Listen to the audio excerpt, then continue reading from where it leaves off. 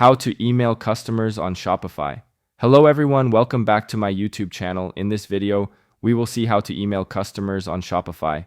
So first of all, log into your Shopify account and open your store dashboard. Once you are in, from the left side menu, click on Customers. This will open a list of all your store customers. From here, select the customer you want to email by clicking on their name.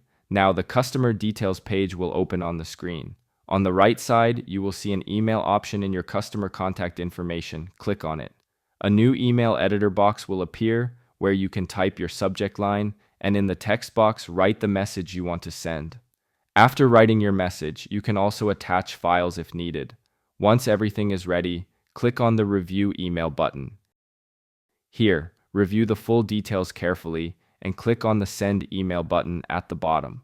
Within a few moments, your email will be sent directly to the customer's registered email address. And that's it.